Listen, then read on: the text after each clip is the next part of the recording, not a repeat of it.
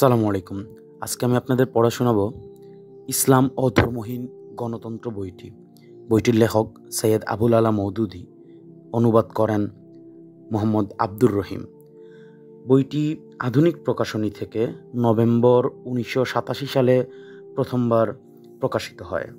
পড়া শুরু করছি। ইসলাম ও ধর্মহীন গণতন্ত্র, লেখক সৈয়দ আবুল আলা মওদুদী। উপস্থিত বন্ধুগণ ও সুধীমণ্ডলী, শুরুতেই আমি আপনাদেরকে আল্লাহ তাআলার ভয় করার, তার অসন্তুষ্টি হতে বেঁচে থাকার এবং তার সন্তুষ্টি লাভের সবক সামনে রাখছি। আমাদের এই আন্দোলন সম্পূর্ণরূপে আল্লাহ তাআলার সাথে দৃঢ় সম্পর্ক স্থাপন, তার প্রতি আন্তরিক অনুরাগ ও একাগ্রচিত্ততার উপরেই নির্ভর করে। যতক্ষণ পর্যন্ত না কোনো ব্যক্তির অন্তরে আল্লাহর ভয় ভীতি, তার ইচ্ছা আকাঙ্ক্ষার উপর তাকওয়ার কঠোর নিয়ন্ত্রণ এবং সমুদয় কর্মপ্রচেষ্টা ও ত্যাগ তিতিক্ষার মধ্যে আল্লাহ তাআলার সন্তুষ্টি অর্জনের কার্যকরীভাবে প্রতিষ্ঠিত না হবে, ততক্ষণ পর্যন্ত সে ব্যক্তি আল্লাহ তাআলার কালেমা বুলন্দ করার জন্য কিছুই করতে পারবে না। এমনকি সে নিজে সত্যপথের ওপর ততক্ষণ পর্যন্ত টিকে থাকতেও পারবে না। এ পার্থিব জগতে মানুষের সচ্চরিত্র গতিধারার নিশ্চয়তা দানকারী একটি জিনিসই আছে, তা হলো আল্লাহ তাআলার প্রতি আন্তরিক খেয়াল ও অনুরাগ। কিছু সময়ের জন্যও যদি অন্তর হতে এই খেয়াল ও অনুরাগ বের হয়ে যায়, যদি এ ব্যাপারে সাধারণ একটু শৈথিল্য দেখা দেয়, তখন ওই সরল সহজ পথ হতে মানুষের পা দূরে সরে যেতে থাকে। যাকে শুধু সরল সহজ পথে পরিচালিত হওয়াই নয়, বরং গোটা দুনিয়াকে ওই পথে পরিচালিত করা এবং পথভ্রষ্ট মানুষকে ওই পথে টেনে আনতে হবে। তার জন্য অপরিহার্য হচ্ছে আল্লাহ তাআলার সাথে সর্বদার জন্য সম্পর্ক দৃঢ় রাখা এবং প্রতিটি মুহূর্তে তার ওই দিকের দৃষ্টি নিবদ্ধ রাখা। অন্যথায় তা থেকে গাফেল হয়ে সে নিজেকে সংস্কার ও সমাজকর্মী ভেবে কত কুকর্ম করে বসবে, তা আল্লাহ তাআলাই জানেন। সুতরাং সর্বপ্রথম আপনাদের প্রতি এবং যারা এই আন্দোলনে অংশগ্রহণ করতে চায় তাদের প্রতি আমার উপদেশ হলো যে নিজের অন্তরে ও মন মগজে আল্লাহ তাআলার মূল সত্তা ও গুণাবলীর ধ্যান ধারণাকে সর্বদা উজ্জীবিত রাখুন এবং নিজেদের সকল কাজে তার ওই সন্তুষ্টি বিধানের প্রতি সর্বদা দৃষ্টি নিবদ্ধ রাখুন। যে আন্দোলনের সামনে ও পার্থিব জগৎ এবং তার কার্যাবলী শুধু লক্ষ্যরূপে বর্তমান থাকে, সে আন্দোলন আল্লাহ তাআলার খেয়াল ও ধারণা ব্যতি রেখে যদিও চলতে পারে, কিন্তু এ আন্দোলন এক পাও সঠিক রূপে চলতে পারে না যতক্ষণ পর্যন্ত তার কর্মীবৃন্দ পূর্ণ সজাগ ও চেতনা অনুভূতি সহ আল্লাহ তাআলার সাথে দিনদারি, পরহেজগারি, ভয়ভীতি ও সন্তুষ্টি অর্জনের সম্পর্ক প্রতিষ্ঠিত করতে না পারবে। সংগঠন ও শৃঙ্খলার গুরুত্ব। আমি দ্বিতীয় যে বিষয়টি সম্পর্কে আপনাদের উপদেশ দিতে যাচ্ছি তা হলো, আপনারা শুধু ওই সম্মেলন নয়, বরং নিজেদের সকল সম্মেলনের কাজের মাধ্যমেই সাংগঠনিক শৃঙ্খলা, ধীর স্থির গম্ভীর্যতা ও ইসলামের অন্যান্য সভা সমিতির নিয়মকানুনগুলোর পাবন্দির প্রতি দৃষ্টি রাখবেন। নিঃসন্দেহে এ ব্যাপারে আপনারা বিগত বছরগুলিতে যথেষ্ট সাফল্য উন্নতির পরিচয় দিতে সমর্থ হয়েছেন, আর এজন্য আমি আল্লাহ তাআলার শুকরিয়া আদায় করছি এবং আপনাদেরকে মুবারকবাদ জানাচ্ছি। আপনারা যেহেতু অল্প সময়ের মধ্যে আপনাদের সাংগঠনিক ও সম্মেলনী আদান প্রদান ও ব্যবহারকে এতখানি সুশৃঙ্খল, সুসভ্য, গাম্ভীর্যতাপূর্ণ কারণে সাফল্য লাভ করেছেন, যা এখন প্রাথমিক অবস্থায় বিরাজমান, তা অন্যান্য দলের তুলনায় জ্বলন্ত বৈশিষ্ট্যের অধিকারী। কিন্তু আপনারা যেন সেই অহমিকা ও ভ্রান্তির মধ্যে নিপতিত না হন যে আপনারা যে সীমারেখার গিয়ে উপনীত হয়েছেন উহাই সর্বশেষ সীমারেখা। এখনও আপনাদেরকে নিজের বহু অপূর্ণতা ও ত্রুটি বিচ্যুতির অপনুদন করতে হবে এবং বহু সামাজিক ও সাংগঠনিক গুণাবলীকে নিজেদের মধ্যে লালিত পালিত করে উহাকে মহিয়ান করে তুলতে হবে। আর আপনাদেরকে পূর্ণতার সেই সীমারেখায় গিয়ে উপনীত হতে হবে যাহা এখনও বহু দূরে অবস্থিত। আপনারা আপনাদের উদ্দেশ্য চরিতার্থ করার জন্য দুনিয়ায় যেই বিরাট শক্তির মোকাবেলায় আন্দোলন করতে দাঁড়িয়েছেন, উহা আজ সংগঠন ও শৃঙ্খলার শীর্ষ চূড়ায় উপনীত। আর উহার তুলনায় আপনাদের সংগঠন ও শৃঙ্খলা এখন পর্যন্ত গণনারই উপযুক্ত নয়। বর্তমান জগতে মানুষের জীবন যেই বিধান ও ব্যবস্থাপনার অধীনে পরিচালিত হচ্ছে, উহার ছোট বা বড় এলাকার পরিচালক ও ব্যবস্থাপকদের হাতের পরিবর্তন না হয়ে মূল বিধান ও ব্যবস্থাপনার বিবর্তন সাধনই যদি আপনাদের লক্ষ্য হয়, তবে আপনাদেরকে ইহা সম্যক উপলব্ধি করতে হবে যে এ উদ্দেশ্য সাধনের জন্য আপনাদের সর্বশেষ ও চূড়ান্ত মীমাংসাকারী মোকাবিলা ও উপমহাদেশের ওই বিধানের অনুসারী ও অনুকরণকারীর সাথে হবে না, বরং সে মোকাবিলা হবে পাশ্চাত্যের লিডার ও নেতৃবৃন্দের সাথে। আর উহাদের বর্তমান অবস্থা হচ্ছে যে উহারা নিজেদের সমগ্র জাতিগুলোকে নিয়মিতভাবে বুঝবার, উপলব্ধি করার, নিয়মতান্ত্রিক পন্থায় কাজ করার এবং সুসংগঠিত রূপে সুশৃঙ্খল পন্থায় প্রচেষ্টা চালানোর এমন পূর্ণাঙ্গ ট্রেনিং দান করে প্রস্তুত করে রেখে দিয়েছে, যার পরিণতি ফল এইমাত্র বিগত দ্বিতীয় মহাযুদ্ধের সময় সমগ্র দুনিয়া সচক্ষে অবলম্বন করতে সক্ষম হয়েছে। এ যুদ্ধটি কিরূপ ছিল এবং উহার উদ্দেশ্য কত পবিত্র ছিল সে বিষয়ে আলোচনা নয়, বরং ইহাই ছিল চিন্তা করার বিষয় যে দুনিয়ার এসব মানবতা বিধ্বংসী নেতৃবৃন্দ সুবিন্যস্ত সাংগঠনিক ভূমিকার যে পূর্ণতা প্রদর্শন করেছে, তার মোকাবেলায় যখন পর্যন্ত উহারা ওই সকল গুণাবলীর শ্রেষ্ঠ প্রমাণিত না হয়, তখন পর্যন্ত কি অন্য কোনো সংস্কারী নেতৃত্ব প্রতিষ্ঠিত হতে পারে?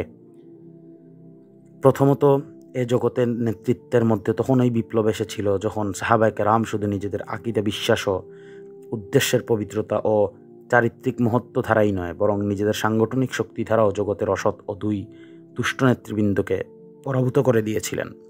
আর বর্তমান যুগে এ বিপ্লব যারা উহার প্রত্যাশী, তারা নিজেরা নিজেদেরকে আকীদা বিশ্বাস, চিন্তাধারা, ধ্যান ধারণা, কর্মচরিত্র ও সাংগঠনিক যোগ্যতার দিক দিয়ে দুনিয়ার বর্তমান ইসলামিক নেতৃত্বের ওপর শ্রেষ্ঠ প্রমাণিত না করা পর্যন্ত কোনো ক্রমেই সাংগঠনিক হতে পারে না। সম্মেলনকালের সঠিক কর্মপদ্ধতি। তৃতীয় যে বিষয়টির পানে আমি আপনাদের দৃষ্টি আকর্ষণ করতে চাই তা হচ্ছে এই যে আপনারা সম্মেলনের এই দিনগুলো দ্বারা অধিকতর লাভবান হবার চেষ্টা করবেন এবং অন্যান্য অনর্থ কাজে বাজে বিষয় নিয়ে আলোচনা করে সময় নষ্ট করবেন না। বছরের মধ্যে এই যে 2-3 দিন আপনারা একত্রে সম্মিলিত হবার সুযোগ পান, উহাকে আপনারা গনিমত স্বরূপ মনে করবেন এবং উহার প্রতিটি পলকে নিজেদের উদ্দেশ্য লক্ষ্যবস্তুর খেদমতের জন্য ব্যবহার করবেন। অপরাপর কাজ ও কথাবার্তার জন্য বহু সময় রয়েছে, যদিও সেই ব্যক্তি যে এ উদ্দেশ্যকে নিজের জীবনের উদ্দেশ্য পরিণত করে নিয়েছে, সে অমান্য সময়ও নিজের মন মস্তিষ্ক অন্য চিন্তাভাবনায় বিজড়িত করা এবং স্বীয় শক্তিকে অসঙ্গত কাজ ও কথায় ব্যয় করাকে পছন্দ করে না। তথাপি বিশেষ করে সম্মেলনের দিনগুলোতে কোনো ব্যক্তির হাসি ঠাট্টা, রঙ্গরস ও অর্থহীন কথা ও কাজের মধ্যে নির্লিপ্ত হবার অর্থ হলো এ মূল লক্ষ্যবস্তুটির সাথে তার আন্তরিক সম্পর্ক ও অনুরাগ না থাকা। এ সময় আপনাদের পূর্ণ জামায়াতি শক্তি এক স্থানে সমবেত। বিভিন্ন স্থানের রফিকগণ এখানে এসে জমায়েত হয়েছেন। বহু কর্মকর্তা, দরদিজন ও সাধারণ প্রভাবিত সুধীমণ্ডলীগণ এখানে শুভাগমন হয়েছে। এ মূল্যবান সুযোগ ও সময়টি হতে পূর্ণরূপে লাভবান হন এবং দূর ও নিকটের রফিক ভাইদের সাথে পরিচিত হন। পরস্পরকে সাহায্য করুন ও কর্মপন্থা সম্পর্কে চিন্তাভাবনা করুন। সমর্থক ও দরদি জনদের আন্তরিকতা ও কাজের চেতনাকে উদ্বুদ্ধ করে তুলুন। নতুন লোকদের নিকট নিজেদের দাওয়াতকে সম্পূর্ণরূপে তুলে ধরুন এবং বুঝিয়ে দিন আর আপনারা আপনাদের উদ্দেশ্য সফলতা লাভ করার জন্য কি কার্যকরী ভূমিকা নিতে পারেন সে বিষয়ে পরস্পর সলা পরামর্শ করুন। যখন আপনারা এ সম্মেলনে যোগদান করার উদ্দেশ্যে ঘর থেকে বের হন, তখন নিজেদেরকে আল্লাহর পথে বের হয়েছেন বলে ভাবুন। এ সময় আপনাদের সমস্ত চিন্তা, দৃষ্টি এবং সমগ্র কার্যক্রম সত্যের আহ্বান এবং উহার সাথে সংশ্লিষ্ট বিষয়াবলীর জন্যই ওয়াকফ হওয়া উচিত। এখন আমি যে সকল সুধীমণ্ডলী এ সম্মেলনটি কিসের সম্মেলন, ইহার উদ্দেশ্যকে একথা অবগত হবার জন্য এখানে তাশরিফ এনেছেন, তাদের খেদমতে কিছু কথা বলতে যাচ্ছি। এসব বিষয় সম্পর্কে ইতিপূর্বে আমাদের থেকে তারা কিছুটা অবহিত হতে পেরেছেন, কিন্তু উহার মধ্যে এমন কতিপয় আবশ্যকীয় বিষয় রয়েছে যে সম্পর্কে আজই আপনারা প্রথমবার আমাদের দ্বারা পরিচয় পেতেছেন। এ সকল সুধীমণ্ডলী আমাদের সমগ্র কথাগুলোতে আমাদের সাহিত্য ও গ্রন্থাবলীর অধ্যয়ন দ্বারা পূর্ণরূপে ওয়াকিফাল হতে পারেন, কিন্তু আমি অতি সংক্ষেপে এ জামায়াতের দাওয়াতি কাজকে পরিষ্কার রূপে এদের সামনে এজন্য তুলে ধরতে চাই যে উহা যেন পরিচয় লাভের বিশদ অধ্যয়নের সহযোগিতার ভূমিকা নিতে সক্ষম হয়। আমাদের উদ্দেশ্য, আমাদের এ জামায়াত যে উদ্দেশ্য নিয়ে দণ্ডায়মান হয়েছে তা হলো সমগ্র দুনিয়ার এবং কাজের সূচনার দিক দিয়ে এদেশে এমন একটি সুশৃঙ্খলিত সমাজ প্রতিষ্ঠা করা যারা ইসলামের মূলনীতিসমূহকে চেতনাবোধ ও আন্তরিকতার সাথে রূপায়িত করবে এবং দুনিয়ার সম্মুখে নিজেদের কথা ও কাজ দ্বারা উহার সঠিক প্রতিনিধিত্ব করবে। আর যেখানেই উহাদের শক্তি শিকড় গজাবে, সেখানে ধ্যান ধারণা, চিন্তাধারা, চরিত্র তামাদ্দুন, রাজনীতি ও অর্থনীতির বর্তমান ব্যবস্থাপনাকে নাস্তিকতা ও বস্তুবাদীর ভিত্তি হতে ছিনিয়ে এনে সত্যিকার আল্লাহ পুরস্তি তথা তাওহীদের উপর ভিত্তি করে প্রতিষ্ঠিত করবে।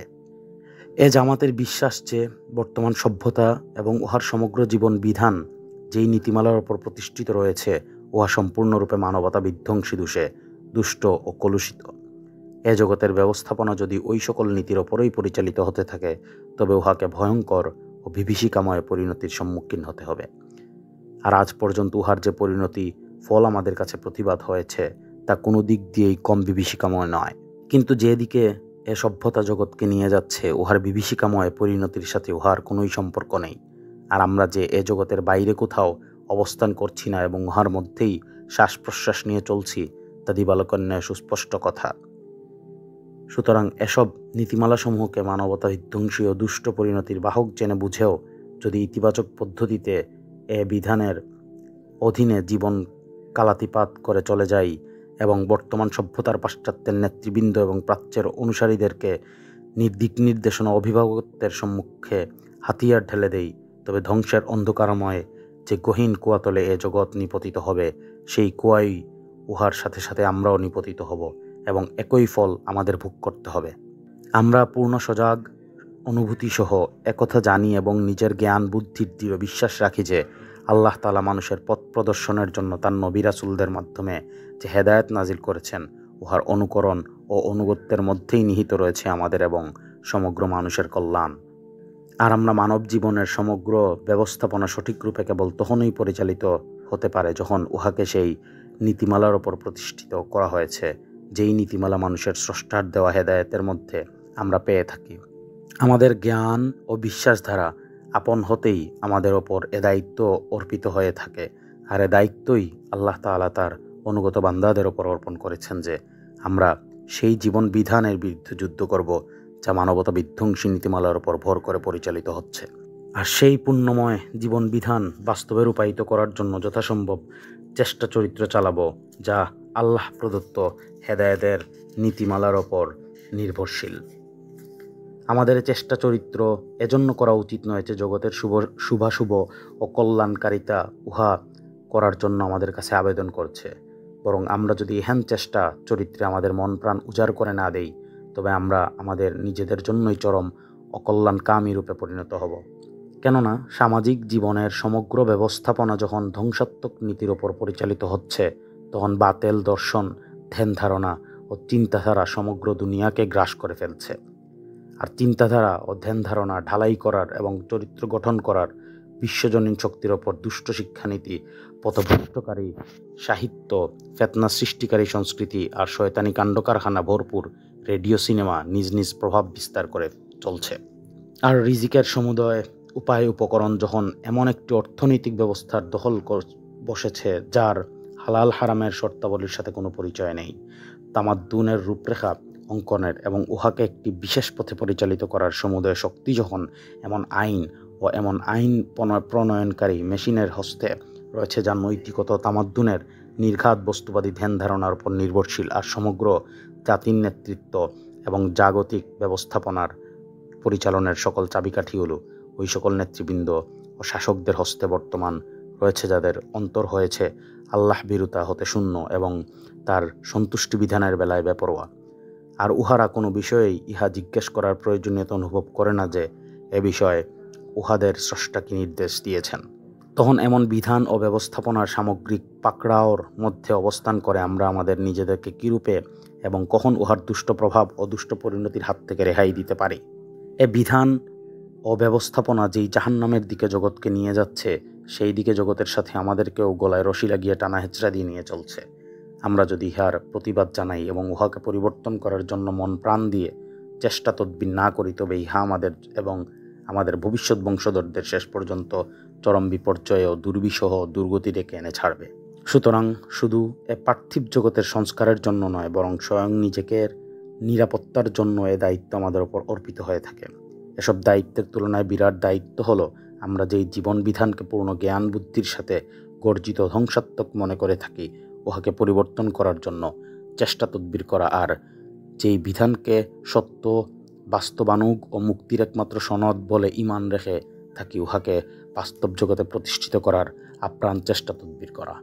হাতের নয়, বিধানের পরিবর্তন কাম্য। আমার এই সংক্ষিপ্ত আবেদন দ্বারা আপনারা একথা উপলব্ধি করতে পেরেছেন যে আমাদের মূল লক্ষ্য বর্তমান জগতের বিধান ব্যবস্থাপনার পরিচালকদের হাতের পরিবর্তন নয়, বরং স্বয়ং বিধান ব্যবস্থাপনা ও নীতিমালার পরিবর্তন।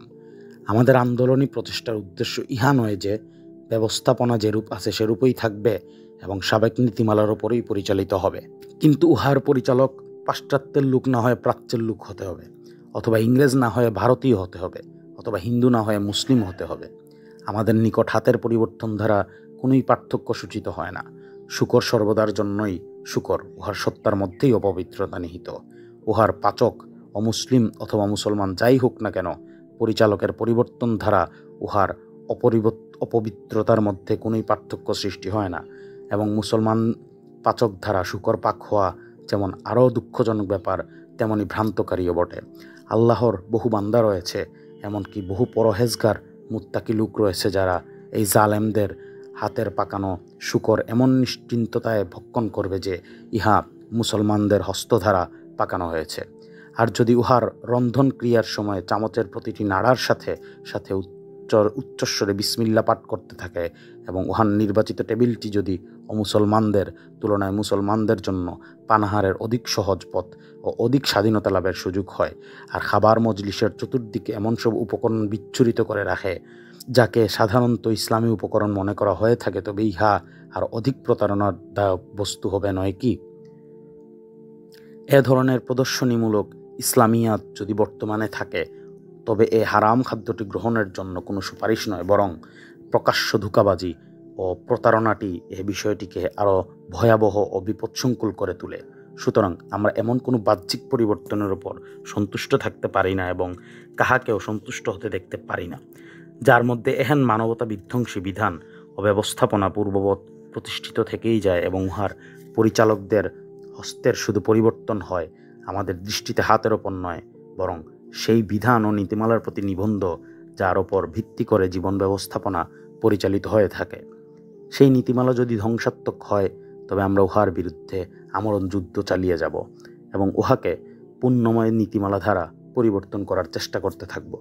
এ হচ্ছে আমাদের মূল উদ্দেশ্য, লক্ষ্য। এখন আমরা বর্তমান সভ্যতার যেই নীতিমালাকে মিটিয়ে দিতে চাই এবং উহার স্থানে যেই নীতিমালা প্রতিষ্ঠিত করতে ইচ্ছুক, সেগুলোকে আপনারা যাতে করে পরিষ্কার রূপে উপলব্ধি করতে পারেন, সেই আলোচনায় প্রবৃত্ত হচ্ছে। পাশ্চাত্য সভ্যতায় ধ্বংসাত্মক নীতি। বর্তমান সভ্যতা, যার ওপর আজকে দুনিয়ার সমস্ত চিন্তাধারা, নৈতিক, তামাদ্দনিক, রাজনৈতিক ও অর্থনৈতিক ব্যবস্থাপনা পরিচালিত হচ্ছে, মূলত উহা তিনটি মৌলিক নীতির ওপর প্রতিষ্ঠিত। 1. ধর্মহীনতা, ধর্মনিরপেক্ষতা বা বস্তুবাদ, সেকুলারিজম। 2. জাতীয়তাবাদ, ন্যাশনালিজম। 3. গণতান্ত্রিক শাসন, ডেমোক্রেসি।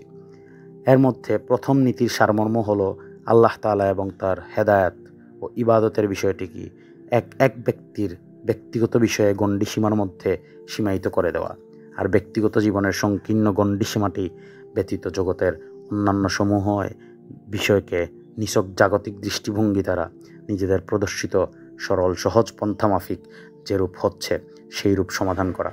আল্লাহ তাআলা কি, তার হেদায়েত ও নির্দেশ কি, আর তার কিতাবই বা কি লিখে দেয়া হয়েছে, এ প্রশ্নগুলো এ ব্যাপারে সম্পূর্ণরূপে আলোচনা বহির্ভূত বিষয়ই হয়ে থাকে।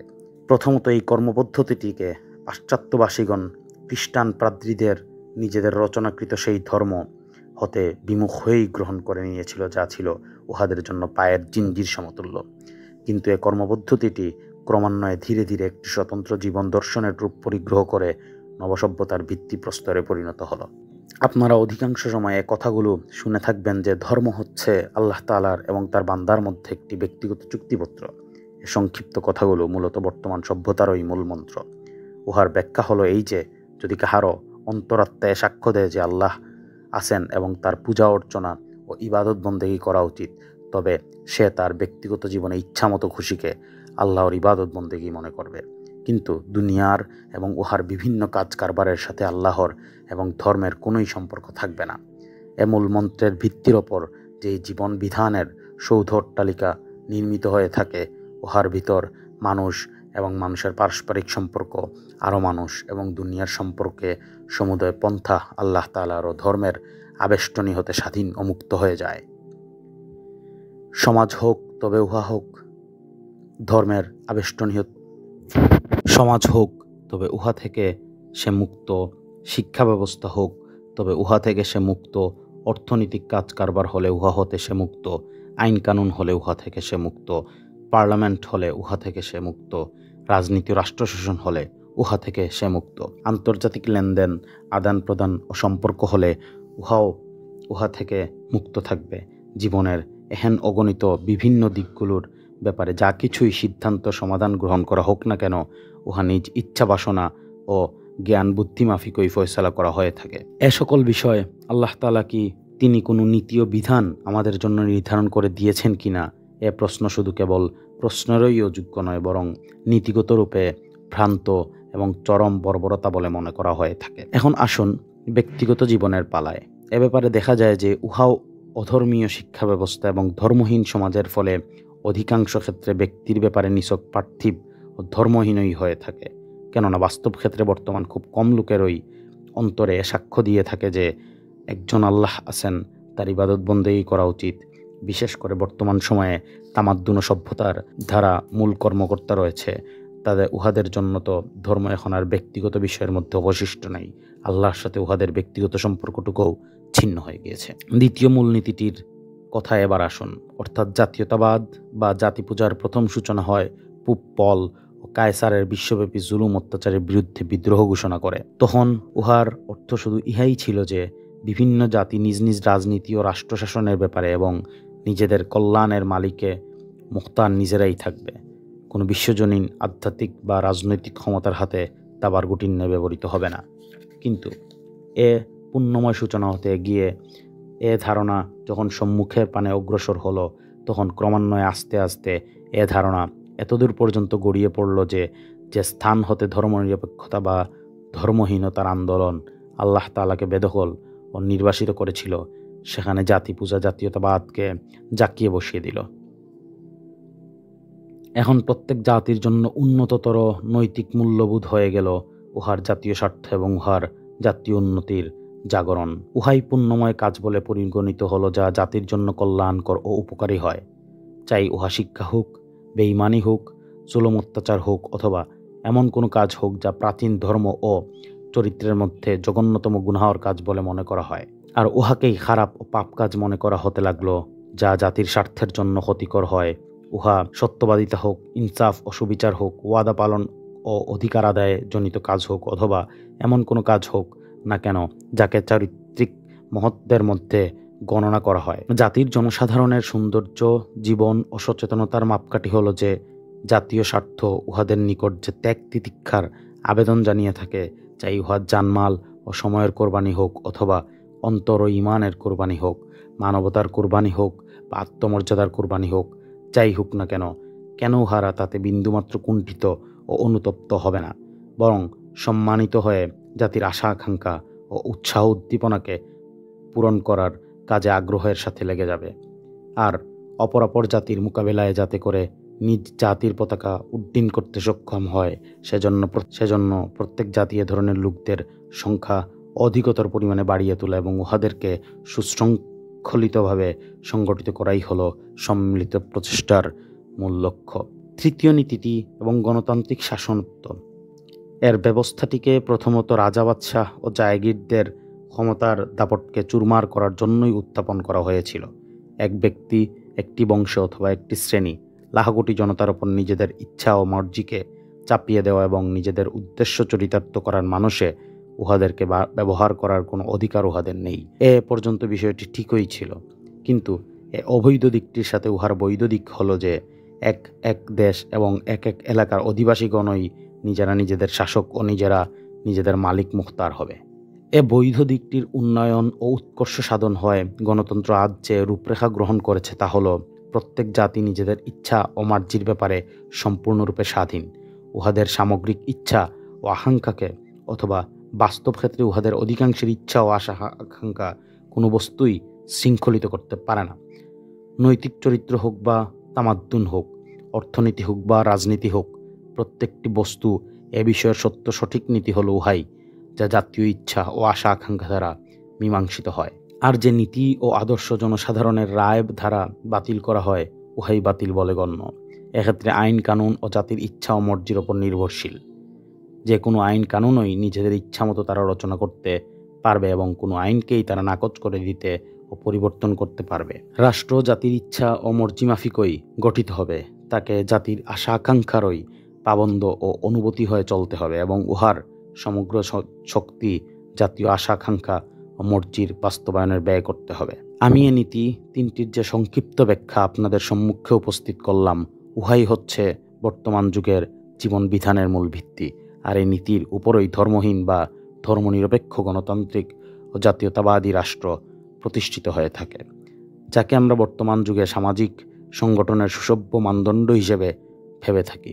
আমাদের নিকটে তিনটি নীতি ভ্রান্ত, শুধু ভ্রান্তই নয় বরং আমরা পূর্ব বিচক্ষণতার সাথে ইহা বিশ্বাস করি যে এ নীতিগুলোই হচ্ছে সেই সকল মহাবিপদের মূল কাণ্ড যার মধ্যে মানবতা আজ নিপতিত। আমাদের শত্রুতা মূলত এ নীতিগুলোর সাথে। আমরা সর্বশক্তি দিয়ে এগুলোর বিরুদ্ধে লড়াই করতে চাই। এ নীতিগুলোর প্রতি আমাদের অভিযোগ কী এবং এ অভিযোগ কেন, উহার বিস্তারিত আলোচনা বিরাট সময় সাপেক্ষ। কিন্তু আমি অল্প কথায় উহা আপনাদের হৃদয়ঙ্গম করার জন্য চেষ্টা করব, যেন আপনারা এ লড়াইয়ের গুরুত্বকে ভালোভাবে উপলব্ধি করতে পারেন এবং এ নীতিগুলোর বিরুদ্ধে লড়াই করার অপরিহার্যতা এবং প্রয়োজনীয়তাই বা কেন, তাও যেন আপনারা অনুমান করতে সমর্থ হন। ধর্মনিরপেক্ষতার অনিষ্টতা সর্বাগ্রে বর্তমান জীবন ব্যবস্থার সেই সব প্রাথমিক ধর্মনিরপেক্ষতা বা বস্তুবাদী মূলনীতির কথা চিন্তা করুন। মানুষের শুধু ব্যক্তিগত জীবনের সাথেই আল্লাহ তাআলার ও ধর্মের সম্পর্ক থাকবে, এ দর্শনটি নিখাত, এমন অর্থহীন দর্শন যার সাথে জ্ঞান বুদ্ধির কোনোরূপ সম্পর্ক নেই। আল্লাহ তাআলা এবং মানুষের মাধ্যমে ব্যাপারটির কেবলমাত্র দুটি ব্যবস্থা ছাড়া কিছুই হতে পারে না। মানুষ যেই সৃষ্টি জগতে বসবাস করে, সেই সৃষ্টি জগৎ এবং মানুষের সৃষ্টিকর্তা মালিক ও শাসক হয় একমাত্র আল্লাহ তাআলাই হবেন অথবা হবেন না। সে যদি সৃষ্টিকর্তা মালিক ও শাসক বলতে মানুষের কিছুই না হয়, তবে তার সাথে ব্যক্তিগত সম্পর্ক রাখার কোনো প্রয়োজন হয় না। এক সম্পর্কহীন সত্তার অহেতুক ইবাদত বন্দেগী করা, যার সাথে আমাদের কোনো সম্পর্কই নেই, নিতান্ত বাতুল কথা ছাড়া কিছুই নয়। আর বাস্তবিক পক্ষে সে যদি আমাদের এবং সারে জাহানের সৃষ্টিকর্তা মালিক ও শাসক হয়ে থাকেন, তবে ইহার কোনো অর্থ নেই যে উহার কর্মময় ভূমিকা শুধু এক ব্যক্তির ব্যক্তিগত জীবনের সীমারেখা পর্যন্তই সীমাবদ্ধ থাকবে। আর যেখান হতে এক ব্যক্তি দুই লোকের সামাজিক সম্পর্ক আরম্ভ হয়, সেখান থেকেই উহার স্বাধীনতার এখতিয়ার শেষ হয়ে যাবে। এ সীমারেখা যদি আল্লাহ তাআলা খুদ নিজে অঙ্কিত করে দিয়ে থাকেন, তবে উহার সনত্ব থাকা চাই। আর যদি মানুষ তাদের সামাজিক জীবনে আল্লাহর থেকে বিমুখ ও বেপরোয়া হয়ে নিজেরাই খেদমতদারি গ্রহণ করে থাকে, তবে ইহা তাদের সৃষ্টিকর্তা মালিক ও শাসকের বিরুদ্ধে প্রকাশ্যে বিদ্রোহ বই আর কি। এ বিদ্রোহের সাথে আমরা আমাদের ব্যক্তিগত জীবনে আল্লাহকে এবং তার দিনকে মেনে থাকি, এ দাবি শুধু কেবল ওই ব্যক্তিরাই করতে পারে যারা জ্ঞান বুদ্ধির মাথা খেয়ে ফেলছে। এক ব্যক্তি একা একা আলাদা আলাদা আল্লাহ তাআলার বান্দা হবে, কিন্তু আলাদা আলাদা বান্দাগণ যখন মিলিত হয়ে সমাজ ও রাষ্ট্র তৈয়ার করে নিবে, তখন তার বান্দা থাকবে না। ইহার চেয়ে অর্থহীন ও ফালতু কথা আর কী বা হতে পারে। অংশসমূহের প্রত্যেকটি আল্লাহর বান্দা হবে আর অংশসমূহের সম্মিলিত রূপরেখাটি বান্দা হবে না, ইহা এমন একটি কথা যার ধারণা কোনো পাগল লোক ছাড়া কেউই করতে পারবে না। আর এছাড়াও আমাদের বোধগম্য হয় না যে আল্লাহ তাআলা এবং তার হেদায়েতের প্রয়োজন যদি আমাদের পারিবারিক জীবনে না হয়, মহল্লার জীবনে, শহর ও গ্রামগঞ্জের জীবনে না হয়, মাদ্রাসায়, স্কুল, কলেজ ও হাটবাজারে যদি না হয়, পার্লামেন্টে, গভর্নমেন্ট হাউসে, হাইকোর্টে ও সুপ্রিম কোর্টে যদি না হয় যদি সেনাবাহিনীর ছাউনিতে ও ক্যান্টনমেন্টে, থানা পুলিশ লাইন ও যুদ্ধের ময়দানে এবং সন্ধি চুক্তির কনফারেন্সে, তবে শেষ পর্যন্ত উহার প্রয়োজন থাকে কোথায়? এমন খোদাকে কেন মানা যাবে এবং কেনই বা উহার ইবাদত বন্দেগী করা হবে যে জীবন কোনো ব্যাপারেই আমাদের পথপ্রদর্শন করতে পারে না? নাউজুবিল্লাহ, তিনি এমনি নির্বুধ খোদা যে তার কোনো হেদায়েত ও নির্দেশ কোনো ব্যাপারেই আমাদের কাছে যুক্তিযুক্ত কার্যকরীর যোগ্য বলেই পরিদৃষ্ট হয় না। এই হলো এ বিষয়টির জ্ঞান ও যুক্তিগত দিক। আর বাস্তব দিক হতো যদি পর্যালোচনা করা হয়, তবে উহার পরিণতি খুবই ভয়াবহ পরিদৃষ্ট হবে। ঘটনা হলো যে মানব জীবনের যেই বিষয়টির সম্পর্কই আল্লাহ তাআলা হতে ছিন্ন হয়ে পড়বে, সেই বিষয়টির সম্পর্কই সংযোজিত হয়ে পড়ে শয়তানের সাথে। মানুষের ব্যক্তিগত জীবন আসলে কোনো বস্তুর নাম নয়। মানুষ একটি সামাজিক জীব, উহাদের সমগ্র জীবনটাই একটি সামাজিক জীবন। তাদের সৃষ্টি হচ্ছে এক মা ও এক পিতার সামাজিক সম্পর্ক হতে। এ পার্থিব জগতে আসার সাথে সাথেই সে একটি পরিবারে চক্ষু উন্মিলিত করে থাকে। বুদ্ধি বিবেচনা হওয়ার সাথে সাথেই তার একটি সমাজের সাথে, একটি ভ্রাতৃত্বের সাথে, একটি বস্তির সাথে, একটি জাতির সাথে, একটি সামাজিক শাসন ব্যবস্থার সাথে, একটি অর্থনৈতিক ও রাজনৈতিক ব্যবস্থাপনার সাথে সম্পর্ক জুড়ে নেওয়ার প্রয়োজন দেখা দেয়। এই যে অগণিত সম্পর্ক যা উহাকে অমান্য মানুষের সাথে এবং অন্যান্য মানুষকে উহার সাথে বিজড়িত করে ফেলে, উহার সঠিকতা ও নির্ভুলতার ওপর একটি মানুষের এবং সামগ্রিকভাবে সমগ্র মানুষের উন্নতি ও সাফল্য নির্ভরশীল। আর তিনিই হলেন একমাত্র আল্লাহ, যিনি মানুষকে এ সকল সম্পর্কের সঠিক সুবিচারী ও চিরন্তন নীতি ও সীমারেখা অঙ্কিত করে দিয়ে থাকেন। যেখানেই মানুষ উহার হেদায়াত ও নির্দেশ হতে বেপরোয়া হয়ে খুদ মুখতার হয়ে গিয়েছে, সেখানেই দেখা দিয়েছে জঞ্জাল। সেখানে যেমন থাকে না কোনো দৃঢ়নীতির বালাই, তেমনই থাকে না ইনসাফ ও ন্যায়নীতি ও সততার লেশমাত্র চিহ্ন। এজন্যই আল্লাহ তাআলার পথ প্রদর্শনীয়তা হতে বঞ্চিত হবার পর এখন মানবিক ইচ্ছা, জ্ঞান ও অভিজ্ঞতা ছাড়া আর কিছুই অবশিষ্ট থাকে না। তার পানে মানুষ পথ প্রদর্শনীয়তা লাভের মধ্যে মনোনিবেশ করতে পারে। ইহার পরিণতি ফল এই হয় যে সমাজের বিধান ব্যবস্থাপনা ধর্মহীনতা বা নিছক পার্থিবত্বের আদর্শের ওপর পরিচালিত হয়ে থাকে, সেখানে মানবিক ইচ্ছা মাফিক দৈনিক নীতি ও আদর্শ রূপান্তরিত হয়ে গড়তে থাকে ও ভাঙতে থাকে। আপনারা নিজেরাই দেখেছেন যে মানবিক সমাজের প্রতিটি কোনায় কোনায় জুলুম, অত্যাচার, বেইনসাফি, বেইমানি এবং পারস্পরিক নির্ভরহীনতা ঢুকে পড়েছে। সমগ্র মানবিক সম্পর্কের ওপর ব্যক্তিগত, শ্রেণীগত, জাতিগত ও বংশগত আত্মস্বার্থপরতার প্রভাব বিস্তার করে ফেলেছে। দুটি মানুষের সম্পর্ক হতে আরম্ভ করে জাতিসমূহের সম্পর্ক পর্যন্ত এমন কোনো যোগসূত্র বর্তমানে পাওয়া যাবে না যার মধ্যে ঘুণে ধরা পোকা দেখা যাবে না। প্রত্যেক লোক, প্রত্যেকটি শ্রেণী, প্রত্যেকটি সম্প্রদায় এবং প্রত্যেকটি জাতীয় প্রতিটি দেশ নিজ নিজ এখতিয়ারে গণ্ডি সীমার মধ্যে নিজ নিজ সামর্থ্য মাফিক পূর্ণ আত্মস্বার্থপরতার সাথে নিজেদের উদ্দেশ্য প্রণোদিত নীতি, বিধান ও আইন কানুন রচনা করে নিয়ে থাকে। এ ব্যাপারে অপরাপর লোকদের ওপর এবং শ্রেণী সম্প্রদায় ও জাতিসমূহের ওপর গিয়ে কি প্রভাব পতিত হয় সেদিকে আদৌ কোনোরূপ খেয়ালই করে না। তবে ভ্রুক্ষেপ করার ও পরোয়া করার একটিমাত্রই শক্তি আছে, আর তা হচ্ছে লাঠিয়ালি শক্তি। যেখানে লাঠিয়ালি শক্তির সম্মুখীন হবার আশঙ্কা হয় শুধু কেবল সেখানেই নিজ সীমারেখার বাইরে। তবে ভ্রুক্ষেপ করার ও পরোয়া করার একটিমাত্রই শক্তি আছে, আর তা হচ্ছে লাঠিয়াল শক্তি। যেখানে লাঠিয়াল শক্তির সম্মুখীন হবার আশঙ্কা হয় শুধু কেবল সেখানেই নিজ সীমারেখার বাইরে বাড়ান হাত পাই কিছুটা সংযত হয়ে থাকে।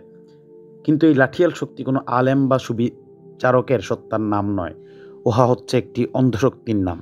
এ কারণেই উহার ফলে বলিয়ান হয়ে কখনো ভারসাম্য প্রতিষ্ঠা হতে পারে না। যার লাঠিয়াল শক্তি বেশি সে অপরকে ততখানি সংযত ও সমীহ করে চলে না যতখানি তার চলা উচিত, বরং সে নিজ সীমারেখার বাইরে গিয়ে এগিয়ে যাবার চিন্তায় ব্যস্ত হয়ে পড়ে।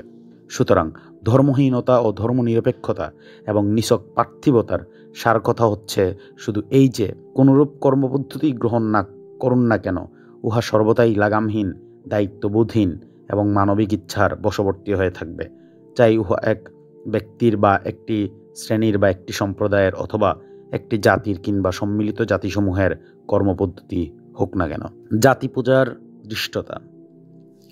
এখন দ্বিতীয় নীতিটির আলোচনায় আসুন। জাতি পূজার যে ব্যাখ্যা আমি আপনাদের সম্মুখে পেশ করেছি, উহা যদি আপনাদের স্মরণ থেকে থাকে তবে আপনারা নিজেরাই উপলব্ধি করতে পারবেন যে ইহা বর্তমান যুগে মানবতার উপর চাপিয়ে দেওয়া কত বড় বিরাট অভিশাপ। জাতীয়তাবাদের ওপর আমাদের কোনো অভিশাপ নেই, কেননা উহা একটি মানুষের সহজাত বৃত্তি। আমরা জাতীয় কল্যাণ ও সমৃদ্ধি কামনারও এ শর্তে বিরোধী নই যে উহার ভিতর অন্য জাতির অকল্যাণ ও সর্বনাশের চিন্তাভাবনা থাকতে পারবে না। জাতীয় ভালোবাসা এবং জাতির প্রতি আন্তরিক দরদ ও সমবেদনা প্রদর্শনের ক্ষেত্রেও কোনো অভিযোগ আমাদের নেই। তবে শর্ত হচ্ছে যে উহা জাতীয় গুড়ামি, নিজ জাতির পক্ষপাতিত্ব এবং অপর জাতির প্রতি ঘৃণা ও বিদ্বেষ পোষণের সীমায় গিয়ে যেন উপনীত না হয়। আমরা জাতীয় স্বাধীনতাকে সঠিক ও ন্যায়সঙ্গত অধিকার বলে মনে করি, কেননা নিজেদের সমস্যার সমাধান নিজেরা করা, নিজের ঘরের ব্যবস্থাপনা নিজেদের হাতে করা প্রত্যেকটি জাতিরই অধিকার রয়েছে। আর এক জাতির ওপর অপর জাতির শাসনদণ্ড পরিচালনা করারও কোনো অধিকার নেই। আসলে আমাদের কাছে যে বিষয়টি শুধু কেবল অভিযোগের যোগ্যই নয় বরং ঘৃণার বিষয়, তা হচ্ছে জাতীয়তাবাদ বা জাতির পূজা করা। এই জাতি পূজার ইহা ছাড়া আর কোনো মূল তথ্যই নেই যে উহা হচ্ছে জাতীয় আত্মপূজা বা জাতীয় আত্মস্বার্থের দ্বিতীয় নাম। একটি সমাজের মধ্যে যদি এমন ব্যক্তির বর্তমান থাকা উহার জন্য অভিশাপ হয় যে নিজ সত্তা ও উদ্দেশ্যের গোলাম হয়ে যায় এবং আত্মস্বার্থের খাতিরে সব কিছু করার জন্য প্রস্তুত থাকে।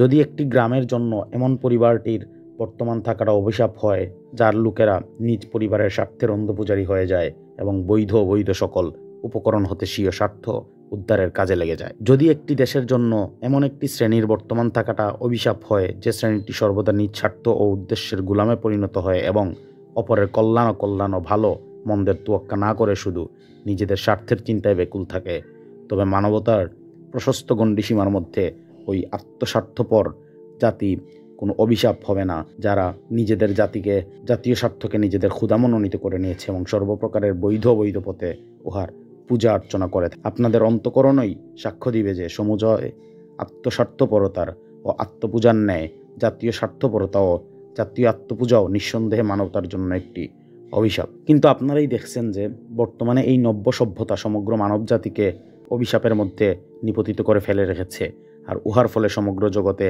এমন অসভ্যতা, পাশবিকতা ও একঘেয়েমিতে পরিণত হয়ে গিয়েছে যার প্রতিটি পাশবিকতা ও একঘেয়েমিতার সাথে দ্বন্দ্ব হানাবাহানিতে লিপ্ত। আর দুটি বিশ্বযুদ্ধ শেষ হবার পর শরীরের ঘাম না শুকাতে শুকাতে তৃতীয় আরেকটি বিশ্বযুদ্ধের জন্য প্রত্যেক জাতি নিজ নিজ তরবারি শান দিচ্ছে। গণতন্ত্র ও উহার ধ্বংসলীলা। তৃতীয় নীতিটির সাথে প্রথমোক্ত নীতি দুটি মিলিত হয়ে এ বিপদকে আরো ভয়ঙ্কর করে তুলেছে। বর্তমান সভ্যতার গণতন্ত্রের অর্থ হলো জনগণের শাসনত্ব, অর্থাৎ একটি অঞ্চলের লোকেরা সম্মিলিত আশা আকাঙ্ক্ষা ও ইচ্ছা নিজেদের এলাকাতেই সাধারণভাবে স্বাধীন হওয়া, আর উহারা আইনের তাবেদার না হয়ে বরং আইন উহাদের ইচ্ছার তাবেদার হওয়া। আর এক্ষেত্রে রাষ্ট্রের উদ্দেশ্য শুধু ইহাই হবে যে উহার শাসন শৃঙ্খলা ও উহার সমুদয় শক্তি সামাজিক ও সামগ্রিক আশা আকাঙ্ক্ষা ও ইচ্ছাকে পূর্ণতায় রূপদানে কাজে ব্যবহার করা। এখন চিন্তা করুন যে ধর্মহীনতা বা ধর্মনিরপেক্ষতা উহাদেরকে আল্লাহ তাআলার ভয়ভীতি এবং নৈতিক চরিত্রের দৃঢ় নীতিমালার অবিষ্টনী হাতে মুক্ত করে লাগামহীন, দায়িত্বহীন ও প্রবৃত্তির গুলামিতে পরিণত করে দিয়েছে। তারপর জাতীয়তাবাদ এসে উহাকে কঠোর রূপে জাতীয় আত্মস্বার্থপরতা, অন্ধগুণামি এবং জাতীয় গৌরব অহংকারের নেশায় মাতাল করে তুলেছে। আর এখন গণতন্ত্র এসে উহার সাথে জুড়ি হয়ে এসব লাগামহীন মাতাল ও প্রবৃত্তির গুলামদের ইচ্ছা আকাঙ্ক্ষাকে আইন প্রণয়নের পূর্ণ স্বাধীনতা দান করেছে। আর রাষ্ট্র উহার সমুদয় শক্তিকে ওই সকল প্রতিটি বস্তু অর্জন করাকেই একমাত্র উদ্দেশ্য নির্ধারণ করে দিয়ে থাকে যা সামগ্রিকভাবে উহারা পেতে ইচ্ছুক হয়। এখন প্রশ্ন হচ্ছে যে এ ধরনের খুদ মুখতার শাসনতন্ত্রের অধিকারী জাতিসমূহের অবস্থা শেষ পর্যন্ত বদমায়েশ ও ধুরন্ধরদের অবস্থার সাথে কোন দিক দিয়ে ভিন্নতর হয়। একজন ধুরন্ধর লোক খুদ মুখতার ও শক্তিশালী হয়ে একটি ছোট পরিমণ্ডলের মধ্যে সম্ভাব্য যা কিছু করে থাকে উহার তুলনায় অনেক গুণ বেশি ধুরন্দিপনা বিরাট পরিমণ্ডলের জন্য এ ধরনের একটি জাতীয় করতে পারে। সুতরাং এ পার্থিব জগতে শুধু একটি জাতিই এরূপ না হয়ে বরং সমগ্র সভ্য জাতিগুলো যদি ধর্মহীনতা, জাতীয়তাবাদ এবং গণতন্ত্রের নীতির ভিত্তিতে সুসংগঠিত হয়, তবে এ জগতে রয়্যাল বেঙ্গল টাইগারদের যুদ্ধক্ষেত্রে পরিণত হবে না তো কি হবে? এসব কারণেই আমরা সেই সকল সমাজ বিধানকে ধ্বংসাত্মক মনে করে থাকি যার মূল ভিত্তি হচ্ছে এ নীতি তিনটি: ধর্মহীন বা ধর্মনিরপেক্ষতা, গণতান্ত্রিক ব্যবস্থার সাথেই হচ্ছে আমাদের শত্রুতা, চাই উহার প্রতিষ্ঠাতা ও পরিচালকগণ পাশ্চাত্যের হোক বা প্রাচ্যের হোক, অমুসলিম লোকেরা হোক বা মুসলিম নামধারী লোকেরা হোক। যেখানে যে দেশে এবং যে জাতির উপরই এই বালাকে চাপিয়ে দেওয়া হোক না কেন, আমরা আল্লাহর বান্দাগণকে উহাকে প্রতিহত করার জন্য, হুঁশিয়ার করার জন্য সর্বদাই চিন্তামগ্ন থাকব। তিনটি চিরসত্য পুণ্যময় নীতি। এ তিনটি নীতির স্থানে আমরা অপর তিনটি চিরসত্য পুণ্যময় নীতি মানুষের সামনে পেশ করে থাকি। আর এই নীতিগুলোর মধ্যে কি মানুষের জন্য তথ্য সমগ্র জগতের জন্য সত্যিকারের কল্যাণ নিহিত রয়েছে, না ওই সকল শয়তানি নীতির মধ্যে রয়েছে, তা বিচার বিবেচনা করে দেখার জন্য মানুষের অন্তরের নিকট আবেদন করে থাকি। আমাদের উত্থাপিত তিনটি নীতি হচ্ছে: ধর্মহীনতার পরিবর্তে আল্লাহর আনুগত্য ও বন্দেগী করা; 2, জাতীয়তাবাদের পরিবর্তে মানবতা; 3, জনগণের শাসনার্থের পরিবর্তে আল্লাহর শাসনার্থ, জনগণের খেলাফত। 1. আল্লাহর আনুগত্য। প্রথমত এ নীতিটির অর্থ হচ্ছে আমাদের সকলেরই সেই আল্লাহকেই নিজের ইলাহ বা মুনিব বলে স্বীকার করে নেওয়া, যিনি হলেন আমাদের এবং সমগ্র সৃষ্টিকুলের সৃষ্টিকর্তা, মালিক ও শাসক। আমরা উহার থেকে বিমুখ, বেপরোয়া ও স্বাধীন হয়ে নয়, বরং উহার ফরমানের তাবেদারি করে এবং উহার হেদায়েতের প্রতি আনুগত্য প্রদর্শন করে জীবন ধারণ করব। আমরা শুধু কেবল উহার পূজা পার্বণই করব না, বরং উহার আনুগত্য বন্দেগী করে যাব। আমরা শুধু কেবল একা একা আমাদের ব্যক্তিগত দিক ও বিষয়গুলোর ক্ষেত্রেই উহার বিধান ও হেদায়েতের পাবন্দ হব না, বরং আমাদের সামাজিক জীবনের প্রত্যেকটি দিক ও বিভাগ উহার পাবন্দ হয়ে চলবে। আমাদের সমাজ, আমাদের তাহজিব, তামাদ্দুন, সভ্যতা, সংস্কৃতি, অর্থনীতি, আমাদের শিক্ষা ও প্রশিক্ষণ ব্যবস্থা, আমাদের আইন কানুন, কোর্ট আদালত, রাষ্ট্র, আমাদের সন্ধি, যুদ্ধ আর আমাদের আন্তর্জাতিক সম্পর্ক ইত্যাদি সব কিছু সেই সকল নীতি ও সীমারেখার অনুপাতে পাবন্দে পরিচালিত হবে যা আল্লাহ তাআলা নির্ধারণ করে দিয়েছেন। আমরা আমাদের পার্থিব বিষয়াবলী ও সমস্যাসমূহের সমাধানে সম্পূর্ণরূপে স্বাধীন ও খুদমুখতার হব না, বরং আমাদের স্বাধীনতা ও এখতিয়ার সেই সীমান্ত রেখার মধ্যে সীমায়িত থাকবে যা আল্লাহ তাআলার নির্ধারিত নীতিমালা ও সীমারেখা দ্বারা অঙ্কিত হয়েছে। এ সকল নীতিমালা ও সীমারেখা সর্বাবস্থায়ই আমাদের এখতিয়ার স্বাধীনতার বহু ঊর্ধ্বে। 2. মানবতার ব্যাখ্যা। দ্বিতীয় নীতিটির অর্থ হচ্ছে আল্লাহর আনুগত্য ও বন্দেগীর উপর ভিত্তি করে যে জীবন বিধান রচিত হবে তার ভিতর জাতি, বংশ, দেশ, অঞ্চল ও বর্ণ, ভাষার পার্থক্য ও বৈশিষ্ট্যের কারণে কোনোরূপ সাম্প্রদায়িকতার গুড়ামি ও আত্মস্বার্থের পথ থাকবে না। উহা একটি জাতীয় বিধানের পরিবর্তে এমন একটি নীতিগত বিধান হওয়া চাই যার দরওয়াজা থাকবে সেই সকল প্রত্যেকটি মানুষের জন্য উন্মুক্ত যারা উহার মৌলিক নীতিমালাকে স্বীকার করে নিবে, আর যারা উহার স্বীকারোক্তি দিবে তারাই কোনো প্রকার মর্যাদা, বৈশিষ্ট্য, পার্থক্য ব্যতিরেকেই সম্মানের অধিকার নিহতে অংশীদার থাকবে।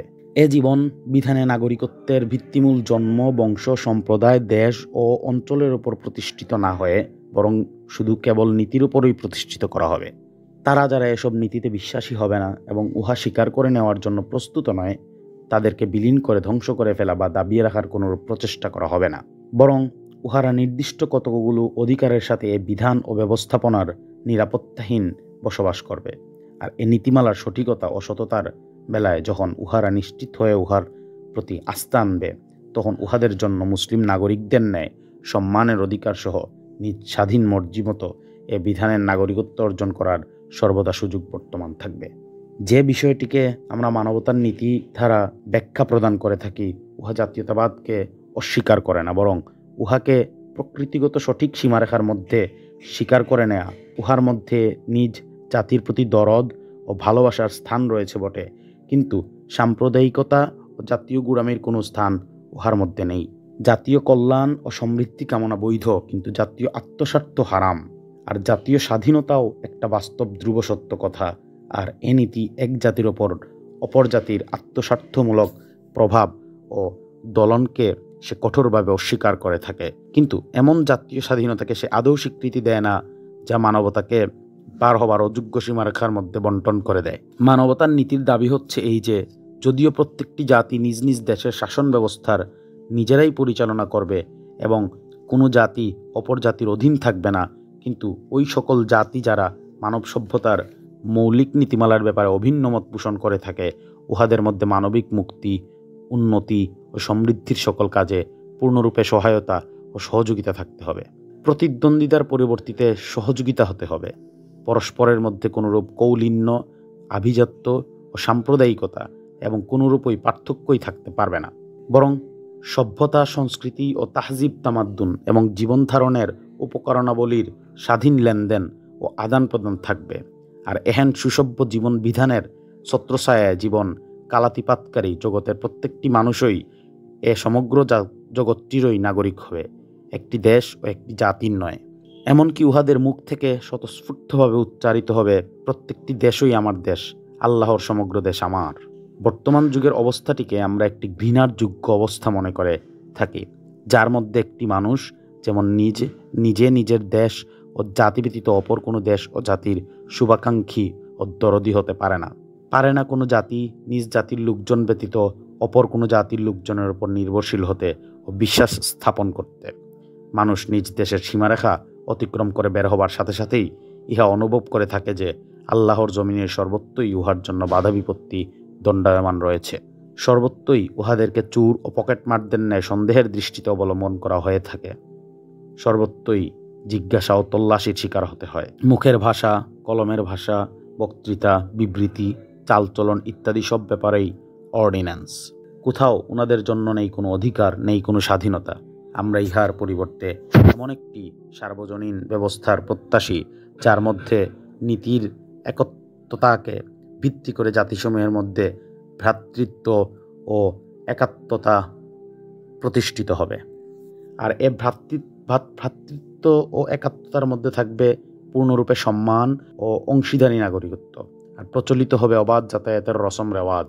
আজকে কোনো এক ইবনে বাতুতা আটলান্টিকের উপকূল হতে প্রশান্ত মহাসাগরের উপদ্বীপ পর্যন্ত এমনভাবে চলে যাক যেন কোথাও তাকে অপর বলে ভাবা হবে না, আর সর্বত্রই যেন উহার জন্য জজ ম্যাজিস্ট্রেট উজিন্নাজিরও দূত হয়ে যাবার অবাধ সুযোগ থাকে। এহেন দৃশ্য আর একবার অবলোকন করার জন্যই আমাদের দৃষ্টি আজ বেকুল। 3. গণতান্ত্রিক খেলাফতের ব্যবস্থা। এখন আসুন তৃতীয় নীতিটির পাল্লায়। আমরা গণতান্ত্রিক শাসনের স্থানে গণতান্ত্রিক খেলাফতের প্রবক্তা।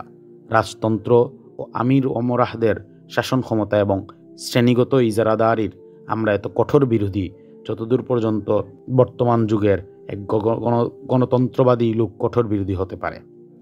পাশ্চাত্য গণতন্ত্রের একজন বিরাট দরদি লোক যতটা দরদি হয়ে থাকেন, আমরাও সামাজিক জীবন, সমগ্র লোকের সম অধিকার ও মর্যাদার জন্য প্রকাশ্যরূপে ততখানি দাবিদার। আর আমরা একবারও প্রবক্তা যে রাষ্ট্রের শাসন শৃঙ্খলা ব্যবস্থাপনা এবং শাসকদের নির্বাচন সমগ্র জনসাধারণের স্বাধীন ইচ্ছা ও রায়ের ধারা হওয়া উচিত। আমরা সেই জীবন বিধানেরও কঠোররূপে বিরোধিতা করে থাকি, যে জীবন বিধানের মধ্যে থাকে না কোনো মতামত প্রকাশের স্বাধীনতা এবং সামাজিক স্বাধীনতা ও কর্মপ্রচেষ্টার স্বাধীনতা, অথবা যে জীবন বিধানের মধ্যে জন্ম, বংশ ও শ্রেণীগত পার্থক্যের কারণে কতিপয় লোকের জন্য বিশেষ অধিকার আর কতিপয় লোকের জন্য বাধা বিপত্তি বর্তমান থাকে, আমরা উহারও চরম বিরোধী। এই যে বিষয়গুলো যাকে গণতন্ত্রের মূল প্রাণবন্ত এবং এসেন্স বলে গণ্য করা হয়, উহার বেলায় আমাদের গণতন্ত্র এবং পাশ্চাত্যের গণতন্ত্রের মধ্যে কোনো মতবিরোধের অবকাশ নেই। উহার মধ্যে এমন কোনো বস্তু নেই যা পাশ্চাত্যবাসী আমাদেরকে শিক্ষা দিয়েছে। পাশ্চাত্য গণতন্ত্র পূজারীদের জন্মের শত সহস্র বছর পূর্বে আমরা এই গণতন্ত্রকে জেনেছি এবং জগতের সম্মুখে হওয়ার উত্তম বস্তুর নমুনা তুলে ধরেছি। আসলে নবতর গণতন্ত্রের সাথে যে বিষয়ে আমাদের মতপার্থক্য রয়েছে, আর এ মতপার্থক্য খুবই কঠোরতম চরমরূপী পার্থক্য, তা হচ্ছে গণতন্ত্র জনগণের অবাধ, শর্তহীন ও সাধারণ শাসনত্ব ও সার্বভৌমত্বের নীতি পেশ করে থাকে। আর নীতিকে আমরা মূলগত দিক দিয়ে ভ্রান্ত এবং পরিণাম ফলের দিক দিয়ে ধ্বংসাত্মক মনে করে থাকি। প্রকৃত প্রস্তাবে সার্বভৌম শাসন ক্ষমতা অধিকারী একমাত্র তিনি, যিনি মানুষের সৃষ্টিকর্তা ও লালন পালনকারী এবং যিনি মানুষের ক্রমবিকাশের উপকরণ জুগিয়ে থাকেন, আর যার ওপর নির্ভরশীল হয়েই উহাদের এবং সমগ্র জাতের অস্তিত্ব প্রতিষ্ঠা আছে, এবং যার মহাপরাক্রমশালী আইনের পাকড়াওর মধ্যে সৃষ্টি জগতের প্রতিটি বস্তু আবদ্ধ হয়ে আছে। উহার বাস্তব মৌল সার্বভৌম শাসন ক্ষমতার মধ্যে যে সার্বভৌম শাসন ক্ষমতারই দাবি করা হোক না কেন, চাই উহা এক ব্যক্তি ও একটি পরিবারের সার্বভৌম শাসন ক্ষমতা হোক, অথবা একটি জাতির এবং উহার জনগণের সার্বভৌম শাসন ক্ষমতা হোক, সর্বাবস্থায় উহা একটি ভ্রান্ত বুঝ উপলব্ধি ছাড়া কিছু নয়। আর এহেন ভ্রান্ত বুঝের ধাক্কাটি গিয়ে এ সৃষ্টি জগতের আসল মালিকের ওপর গিয়ে পড়ে না, বরং সেই নির্বুধ দাবিদারদের উপরে গিয়ে পড়ে, যারা নিজেরা নিজেদের মূল্যায়ন নির্ণয় করতে সক্ষম হয়নি। আল্লাহ তাআলা শাসক স্বীকার করে নিয়ে মানব জীবনের রাষ্ট্রীয় ব্যবস্থাকে খেলাফত প্রতিনিধিত্বের দর্শনের উপরে সাজিয়ে ঢালাই করা যেমন পরিণতি ফলের দিকে দিয়ে মানুষের জন্য কল্যাণ নিহিত রয়েছে, তেমনি দার্শনিক দিক দিয়েও ইহা সত্য ও সঠিক নীতি। নিঃসন্দেহে এ খেলাফত গণতান্ত্রিক খেলাফত হওয়া বাঞ্ছনীয়। জনসাধারণের রায়ধারাই রাষ্ট্রের আমির, প্রেসিডেন্ট সহ অন্যান্য সর্বাধিনায়ক নির্বাচিত হওয়া উচিত।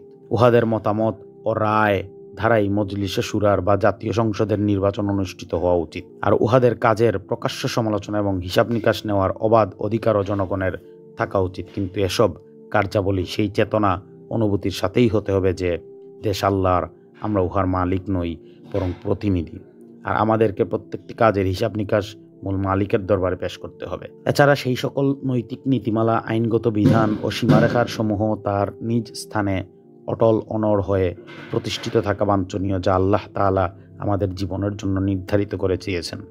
আর আমাদের জাতীয় সংসদ বা পার্লামেন্টের বুনিয়াদী দর্শন যা হওয়া উচিত তা এই: এক, যেসব ব্যাপারে আল্লাহ তাআলা আমাদেরকে হেদায়েত দান করেছেন সেসব ব্যাপারে আমরা কোনো আইন প্রণয়ন করব না, বরং নিজেদের প্রয়োজনের খাতিরে আল্লাহ তাআলার হেদায়েত থেকে বিশদ ব্যাখ্যামূলক আইন গ্রহণ করে নিব। 2, আর যেসব ব্যাপারে আল্লাহ তাআলা কোনো হেদায়েত প্রদান করেননি, উহার বেলায় আমরা ইহা মনে করে নিব যে এ ব্যাপারে আল্লাহ তাআলা নিজেই আমাদেরকে কর্মপন্থা গ্রহণ করার স্বাধীনতা দান করেছেন। আর শুধু কেবল এজন্যই আমরা ওই সকল ব্যাপারে পারস্পরিক পরামর্শের ভিত্তিতে আইন কানুন রচনা করব, কিন্তু এসব আইন কানুন অবশ্যই সেই সামগ্রিক রূপরেখার গতিধারার সাথে সামঞ্জস্যশীল হয়ে রচিত হতে হবে, যা আল্লাহ তাআলার নীতিগত হেদায়েতাবলীর আমাদের জন্য তৈয়ার করে দিয়েছে। অতঃপর এ সকল তামাদ্দুনিক রাজনৈতিক বিধান ব্যবস্থাপনার কার্যক্রম ও ব্যবস্থাপনার দায়িত্ব এমন সব লোকের উপর ন্যস্ত করতে হবে যারা সর্বকাজে ও সর্বক্ষেত্রে আল্লাহ তাআলাকে ভয় করে, তার আনুগত্য মেনে চলে এবং তার সন্তুষ্টি বিধানের প্রত্যাশী হয়, যাদের জীবনের চাল চলন ইহাই সাক্ষ্য দেয় যে উহারা আল্লাহর দরবারে হাজির হবার এবং সর্বকাজের জবাবদিহি হবার বিশ্বাস রেখে থাকে। আর যাদের পাবলিক ও প্রাইভেট অর্থাৎ ব্যক্তিগত সমাজগত উভয় ধরনের জীবনধারা, ইহাই প্রমাণ পাওয়া যায় যে উহারা সেই সকল লাগামহীন ঘোড়ার ন্যায় নয় যারা সর্বক্ষেত্রেই বিচরণ করে এবং সীমারেখা অতিক্রম করে যায়, বরং উহারা একটি খুদাই রাশিধারা, এক খুদাই বন্দেগীর খুঁটিতে বাঁধা, আর উহাদের চালচলন সেই সীমারেখা পর্যন্তই সীমাবদ্ধ যে পর্যন্তই রশি উহাদেরকে যাবার সুযোগ দেয়। নিজেরাই বিচার করুন। বন্ধুগণ, ইতিপূর্বে উল্লেখিত নীতি তিনটির যার সংক্ষিপ্ত ব্যাখ্যা আমি আপনাদের সম্মুখে পেশ করেছি, উহা বর্তমান সভ্যতার জাতীয়তাবাদী ধর্মহীনতা বা ধর্মনিরপেক্ষতা এবং গণতান্ত্রিক শাসনত্বের মোকাবেলায় আল্লাহর অনুগত্য, মানবিক ও গণতান্ত্রিক খেলাফত প্রতিষ্ঠার প্রয়াসী, আর উহার প্রতিষ্ঠাই হলো আমাদের মূল লক্ষ্য। এ দুটি জীবন বিধানের মধ্যে কি পার্থক্য ও মতবিরোধ রয়েছে তা আপনারা সম্যক উপলব্ধি করতে পেরেছেন। এখন উহার মধ্যে কোনটি ভালো, কোনটির মধ্যে আপনাদের মুক্তি নিহিত, কোনটির প্রতিষ্ঠা আপনাদের কাম্য হওয়া উচিত, আর কোনটি প্রতিষ্ঠা করতে প্রতিষ্ঠা রাখতে আপনাদের সর্বশক্তি ব্যয় হওয়া উচিত, সে বিচার আপনাদের অন্তরের উপর নির্ভরশীল। মুসলমানদের কর্তব্য। আমি মুসলমান ভাই ভগ্নীদেরকে পরিষ্কার রূপে বলে দিতে চাই যে বর্তমান যুগের ধর্মহীন জাতীয় গণতন্ত্র সম্পূর্ণরূপে আপনাদের দ্বীন ও ঈমানের পরিপন্থী জিনিস। উহার সম্মুখে আপনাদের মাথা অবনত করে দেওয়ার অর্থ কুরআন হতে মুখ ফিরিয়ে থাকা। আপনারা যদি উহার প্রতিষ্ঠা ও স্থায়িত্বের কাজে অংশগ্রহণ করেন, তবে উহা হবে আপনাদের রাসূল সাল্লাল্লাহু আলাইহি সাল্লামের সাথে বিশ্বাসঘাতকতার নামান্তর। আর যদি আপনারা উহার পতাকা উড্ডীন করতে দণ্ডায়মান হন, তবে উহা হবে আপনার আল্লাহর বিরুদ্ধে বিদ্রোহের পতাকা উত্তোলনের শামিল। যে ইসলামের নাম নিয়ে আপনারা নিজেদেরকে মুসলমান বলে পরিচয় দিয়ে থাকেন, উহার অন্তরাত্মা ও অপবিত্র জীবন ব্যবস্থার অন্তরাত্মার সাথে উহার মৌলিক নীতিমালা ইহার মৌলিক নীতিমালার সাথে, এমনকি উহার প্রতিটি অঙ্গ ইহার প্রতিটি অঙ্গের সাথে আপাদমস্তক যুদ্ধে লিপ্ত। কোনো দিক দিয়েই ইহার সাথে উহার কোনো মিল নেই। ইসলাম এবং এ জীবন ব্যবস্থা একে অপরের সাথে কোথাও সন্ধি বা মিতালি রাখে না। এ জীবন বিধান যেখানে শাসন ক্ষমতার প্রতিষ্ঠিত থাকবে, সেখানে ইসলাম পানির ওপর উথিত বুদবুদের ন্যায় বিরাজ করবে।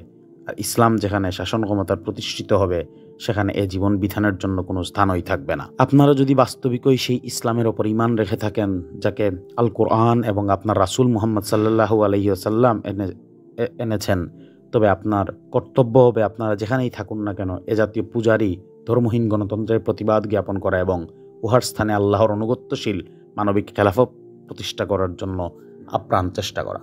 বিশেষ করে আপনারা যেখানে একটি জাতি হিসেবে শাসন ক্ষমতায় অধিষ্ঠিত থাকবেন, সেখানে যদি আপনারা নিজ হস্তধারা ইসলামের আসল বিধান ব্যতি রেখে কাফেরি বিধান রচনা এবং প্রচলিত করেন, তবে আপনাদের সেই মিথ্যা মুসলমানের জন্য শত সহস্র আফসোস, যার উচ্চারণ করার জন্য আপনারা সোচ্চার গলায় পঞ্চমুখ এবং যার কাজ করার জন্য এতখানি অলস ও নারাজ। এ ব্যাপারে মাঝখান থেকে আমি আমার মুসলমান ভাই ভগ্নীদের খেদমতে আরেকটি কথা বলতে চাই যে কতিপয় ধর্মীয় জামা পরিধানকারী কোতাদুরস্ত লোক আপনাদের ভুলের মধ্যে আবদ্ধ করে রাখছে। হয়তো তারা নিজেরাও উহার অভিশাপে জর্জরিত যে রাষ্ট্রীয় শাসন ক্ষমতা এমন একটি বখশিশ বিশেষ, যা নামাজ ও সদাচারের প্রতিদানে আল্লাহর তরফ হতে পাওয়া হয়। উহা লাভ করার চেষ্টা তদবির করা নিছক দুনিয়াদারি ছাড়া কিছু নয়, আর উহাকে লক্ষ্যবস্তু মনোনীত করাও ইসলামের সম্পূর্ণ পরিপন্থী। এসব কথা যারা বলে, তারা বিষয়টিকে আদৌ অনুধাবন করতে পারেনি। যদি উহারা খারাপ মনে না করে, তবে আমি বলতে চাই যে উহারা বিষয়টিকে বুঝবার ও অনুধাবন করার কোনোরূপ চেষ্টাও করতে ইচ্ছুক নয়। কেননা ইহা বুঝবার ও অনুধাবন করতে উহাদের সেই আরামায় সুখ শান্তি ও বিলাসিতা নষ্ট হয়ে যাবে, যা উহারা বর্তমান জীবন ব্যবস্থার রাজত্বের মধ্যে লাভ করে থাকে বা লাভ করার আশা পোষণ করে আসছে। এরা এই বিষয়টিকে পূর্ণরূপে পুরস্কারের দিক দিয়ে অবলোকন করে থাকে, দায়িত্ব কর্তব্যের দিকটি উহাদের দৃষ্টি হতে যবনিকার আড়ালে থেকে যায়। আমার মতে খুদাই হুকুমত বা গণতন্ত্র খেলাফত প্রতিষ্ঠিত হয়ে যাওয়াও নিঃসন্দেহে একটি পুরস্কার, কিন্তু আল্লাহর বিধান এবং উহার শাসন বিধান জারি করা, অন্যায়ের স্থানে ন্যায় প্রতিষ্ঠার জন্য শয়তানি খেলাফতের স্থানে আল্লাহর গণতান্ত্রিক খেলাফত কায়েম করা মুসলিমদের অন্যতম দায়িত্ব ও কর্তব্য। তোমরা দায়িত্ব ও কর্তব্যকে এড়িয়ে চলবে আর এদিকে পুরস্কারের আশা পোষণ করবে, এমন পুরস্কারের ভাগ্য তোমাদেরই হোক। ও মুসলমানদের নিকট আপিল। এখন এ ব্যাপারে আমরা ও মুসলমানদের কথা আলোচনা করব। তাদের সমীপে আমাদের আন্তরিক অনুরোধ হচ্ছে যে তারা যেন অনুগ্রহপূর্বক নীতির ব্যাপারে সেই গুড়ামি ও ধর্মান্ধতার তালা নিজেদের মনের দরওয়াজায় ঝুলিয়ে না দেয়, যা আমাদের এবং আপনাদের মধ্যে বিগত ইতিহাস এবং বর্তমান জাতীয় টানাহেচড়া ও বিবাদ সংঘর্ষ দ্বারা সৃষ্টি হয়ে আছে। নীতি কখনো পৈতৃক সম্পত্তিতে পরিণত হয় না, আর উহার ওপর কখনো কোনো জাতির জাতীয় শিলমোহরও ছেপে দেওয়া হয় না। উহা যদি নির্ভুল ও কল্যাণময়ী হয়, তবে তা সমগ্র মানুষের জন্যই নির্ভুল ফলপ্রসূ হয়ে থাকে। আরও ভ্রান্ত হলেও উহা সমগ্র মানুষের জন্যই ভ্রান্ত ও ক্ষতিকারক হয়। তাই উহার উত্থাপক যে কোনো লোকই হোক না কেন, আর যে ভাষায় উহা পেশ করা হোক না কেন, এক্ষেত্রে উহার কোনোই বেলাই নেই। যেমন মুখস্থ বিদ্যার সঠিকতার নীতি, চিকিৎসা বিদ্যার নীতি, ব্যবসা বাণিজ্য, শিল্প, কৃষির নীতি, অন্যান্য জ্ঞান বিজ্ঞানের নীতির ক্ষেত্রে যেমন এ প্রশ্নের কথা আদৌ উত্থাপিত হয় না যে উহা অমুক দেশের বা জাতির বস্তু, আর এজন্যই অন্য লোক এ ব্যাপারে সাম্প্রদায়িকতার পরিচয় দিবে। আপনারা যে সঠিক ও নির্ভুল নীতিকে গ্রহণের ব্যাপারেই সাম্প্রদায়িকতার পরিচয় দিবেন না কেন, তাতে আপনাদের নিজেদেরই ক্ষতি সাধিত হবে। সুতরাং নৈতিক চরিত্র, তামাদ্দুন, সমাজ সভ্যতা, সংস্কৃতি, অর্থনীতি, রাজনীতির নীতিমালার ক্ষেত্রেও ঠিক একই অবস্থা। ইহা আসলে একটি জাতিহীন ও বংশহীন বিষয়। উহাকে উহাদের নিজস্ব কদর্যতা ও সৌন্দর্যতার দিক দিয়ে গ্রহণ ও প্রত্যাখ্যান করা উচিত। আপনারা সঠিক ও নির্ভুল নীতি গ্রহণ করে অপরের জন্য দয়া ও অনুগ্রহ করবেন না এবং নিজেদের উপকার নিজেরাই করবেন। আর যদি আপনারা ভ্রান্ত নীতি অনুসরণ করে চলেন, তবে নিজেদের ক্ষতিই নিজেরা করবেন, একে অপরের কোনো কিছু তাতে ভেঙে চুরে যাবে না। আপনারা দুনিয়ার অন্যান্য নীতির বেলায় কোনোরূপ সাম্প্রদায়িকতা ও গুড়ামিকে প্রশ্রয় দেন না। ধর্মহীনতা, জাতিপূজা আর পাশ্চাত্য গণতন্ত্র আপনাদের নিকট সেই ইংরেজদের মাধ্যমেই এসে উপস্থিত হয়েছে, যারা 200 বছরের অধিক কাল আপনাদের ওপর শাসন শোষণের স্টিম রুলার চালিয়েছিল এবং যাদের বিরুদ্ধে আপনারা 40-50 বছর যাবৎ স্বাধীনতা সংগ্রাম করে এসেছেন। সুতরাং এ শত্রুদের দ্বারা প্রাণিত অগণিত নীতিমালার ব্যাপারে আপনারা কেন সাম্প্রদায়িকতা ও গুড়ামিকে প্রশ্রয় দেন না? বর্তমানে আপনারা সোশ্যালিজম ও কমিউনিজমকে দেখেছেন, যার পানে আপনাদের মধ্যে বহু লোক লোভাতুর জিহ্বা নিয়ে দৌড়াচ্ছে। উহা জার্মানির এক ইহুদি দেমাগ হতে বের হয়ে রাশিয়ায় গিয়ে লালিত পালিত হয়ে মহিরু ধারণ করেছে। সুতরাং আপনারা উহাকে কেন নতুন অপরিচিত বস্তু বলে গণ্য করেন না? এ জাতিসমূহের সাথে আপনাদের আত্মীয়তার কোনো সম্পর্ক আছে কি? আপনারা যদি ইহার বেলায় সাম্প্রদায়িকতা ও গুড়ামিকে ব্যবহার করে চলেন এবং নীতিকে নীতিরূপেই জ্ঞান করেন, তবে আমরা যে নীতি আপনাদের খেদমতে পেশ করেছি তা নিয়ে গবেষণা করার, আপনাদের চিন্তাধারা ও দৃষ্টিকে এদিকে ফিরিয়ে নেবার কোনোই কারণ থাকতে পারে না যে উহার উত্থাপক এমন জাতির লোক যাদের সম্পর্কে আপনাদের কিছুটা ঐতিহাসিক অভিযোগ রয়েছে, অথবা যাদের সাথে আপনাদের যুদ্ধ বিগ্রহ হয়েছিল।